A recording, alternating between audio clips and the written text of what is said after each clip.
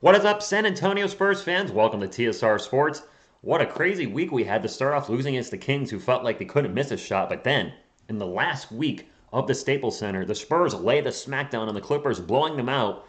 And then in a repeat performance at the Staples Center, they blow out the Los Angeles Lakers last night.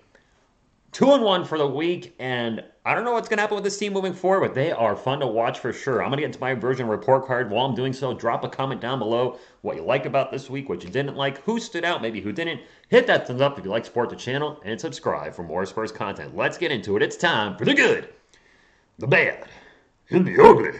First off, let's start off with the man that's running the show, DeJounte Murray. DeJounte overall thought he had another good week. By the way, set the record for most triple doubles in a season by a San Antonio Spur with 6, and that number's only going to go one direction from here. He's going to go up. DeJounte, struggled from the field last night against the Lakers, but overall, 19.3 points per game, 8 rebounds, 11.7 assists. And I have to mention his turnovers this week. 11.7 assists versus 1.3 turnovers. That's almost a 10-to-1 assist-to-turnover ratio, which is ridiculous. DeJounte, keep it going. This man better get some all-star recognition and most improved player recognition this season. Moving right along, his running mate in the backcourt, Derrick White. Nice to see Derrick White back, except for his continued struggles from beyond the arc, where he shot about 27% from the field. He's doing his Derrick things, getting around 14, 15 points per game, chipping in some rebounds, some assists, and doing the things defensively that we know Derrick can do. And when Derrick and DeJounte are both firing on all cylinders, this is going to be a tough San Antonio Spurs team to beat. Up next, my man, Keldon Johnson.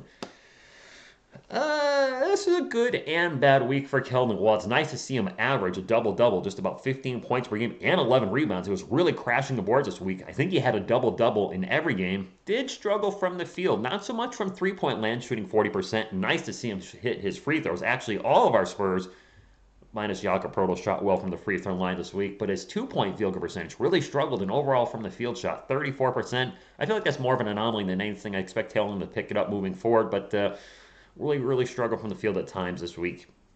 Up next, Doug McDermott, Doug McBuckets, Doug McDormat. He's got 800 nicknames, and this was a good game. Or good week. He missed a game with a toothache, had a tooth issue, but shot well from the field, 56%, was hitting his threes, hitting his free throws. That's what we brought Doug McDermott in, to bring in some offense, and he brought the offense this week, so good on Doug. The big man in the middle, Turtle Power.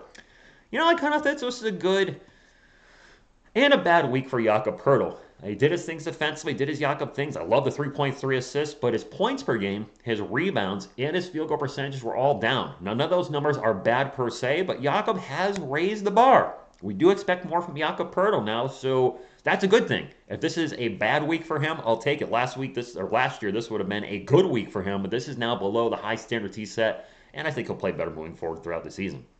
Up next, and I'm happy to talk about this being good, Lonnie Walker. I'm so glad Lonnie appears to have turned a corner. He's averaging 16.1 points per game in his last 7 games. In those last 7 games, he's shooting 50% from the field and 42% from beyond the arc. This week, though, he averaged 15 points per game and shot well pretty much from everywhere. Lonnie's shooting with confidence, and I hope this trend continues for the rest of the season. If it does, very likely he'll be a San Antonio Spur again next season. Devin Lacelle up next on our good, bad, and ugly report. And Devin, I thought, had a good and bad week. He did a lot of the things you expect Devin Lacelle to do on defense, rotating correctly and, being hassling players. But I thought it was weird. He had 0 steals for the week. I was actually shocked to see that. He really struggled from the field. Just an off week for him. 38% from the field, 17% from beyond the arc. But you know what? Plus 10.7. I'll take that every day and twice on Sunday. So, just a bad week for the on the shooting side of things, but overall good and bad. And everybody's gonna have their up and down weeks, and Demo was just a little down with his shooting. Well, I think it's safe to say this man right here has secured the role of backup center for the San Antonio Spurs. And this was nothing less than a great week for Jacques Landale. Got about 14 minutes per game, shot great from everywhere. And that's not a typo. Hit every one of his three-pointers and every one of his free throws. He is a stretch 5, something that we could really use. Plus 12 when he's on the floor. And yeah, there's some rough spots defensively he could work on. That'll come with time, but I'm very excited to see what Jacques Landale is going to bring to this team moving forward. Gives us a very unique 1-2 punch with Jakob Pearl, the more defensive-minded, makes all the shots around the rim, can't shoot a free throw to save his life, won't attempt a three-pointer because he's just going to miss anyway. And then you have Jacques Lindale, not the defensive stopper that Jakob Purdle is, but just an offensive tour de force in the paint. When he's in there, he scores 9.3 points per game in 13.6 minutes. Not too shabby for a rookie. And last but not least, what can I say? Keita Bates Diop, KBD. This is a great week for KBD. Scored a career high 30 points per game. Or 30 points per game. Scored a career high 30 points against the Lakers last night. And I got to think Lakers fans were like, who is KBD? Why is he running roughshod and carving up our defense, even hitting all his threes? And just a great week overall. Yes, his points per game are inflated from that 30-point tour de force last night, but still, one thing with KBD has always said, he's a good defensive player. He's got some length. And now, has he found his niche in the offense? Will he have a bigger role moving forward? Will this be in the 9-man rotation, which does give us more size? Maybe Lonnie runs the point off the bench. And then, of course, Jonathan and Derrick will flip-flop in out of the rotations, too. And could Trey Jones maybe lose some minutes moving forward? Will Bryn Forbes lose some minutes? Because one thing we need, Spurs fans, is we need enough size. And having KBD out there instead of maybe Bryn or Trey definitely gives us a lot more size when you have a 6'8 player with wingspan over a 6'1", 6'2 guards. But overall, KBD and Jacques Lindale really contributed to the team this week, and I can't wait to see what they bring to the team moving forward. Now for my sort of incomplete grades, Bryn Forbes. I don't know what to make of Bryn Forbes' season. He played 2 games, 22 minutes, and he averaged 14 points per game, but didn't play against the Lakers last night. And at this point, I think I'd like to see Bryn Forbes traded. Not because I don't like him as a player. Seems like a good dude, does some community things. But his role, he's got to be frustrated playing on and off. And I'd like to see him in a spot where he can play every day, 15 to 20 minutes for a team, instead of just these kind of spot minutes when the Spurs need offense.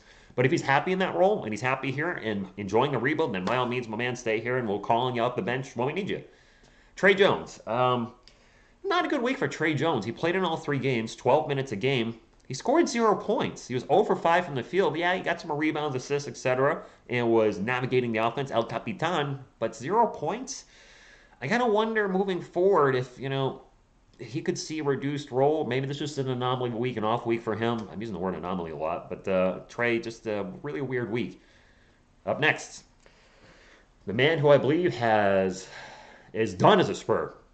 Thaddeus Young did not play across the board. He did not play 1 minute this week, not even our 2 blowouts against the LA teams. Thaddeus Young is done as a Spur. I don't know if he's going to leave the team via trade or buyout, but his days are over as a Spur. You're fired. Well, maybe not fired, but you get the drift. Up next, Drew Eubanks. I know a lot of people like Drew Eubanks, like his energy, love his thunder dunks of justice. Drew Eubanks has lost his spot in the rotation, barring something weird happening moving forward. He did play in all 3 games. He's averaging 3 minutes a game in that garbage time. I mean, just Jacques Lindale, we don't know what his ceiling is, and he can stretch the floor, and I think he gives us just as much offensively as Drew. He's dunking the ball too. And just his offense is so much more diverse defensively. I don't think we're losing anything over Drew. So, similar defensive players, got some rough spots, or a guy that can really make a difference in offense, hit his free throw. Well, actually, Drew Eubanks is a good free throw shooter, but, hit the threes. And, I think Drew Eubanks is pretty much done, barring an injury to Jakob or Jacques Lindale. And I like Drew, but his time as a Spur could be limited with the double J connection, Jacques and Yak. And then with Zach Collins coming back, maybe next week, Drew's days are over. Speaking of Zach Collins, they said after Christmas is tomorrow. By the way, happy holiday, Spurs fans, or to any NBA fans just watching the video. Will he play next week? I don't know. There's going to be a lot of opportunities to play. We'll circle back to that just in a minute. Let's get to my Spur of the Week. This was a tough one, Spurs fan. The Spur of the Week was a tough one. But I had to go with... Well, wait. You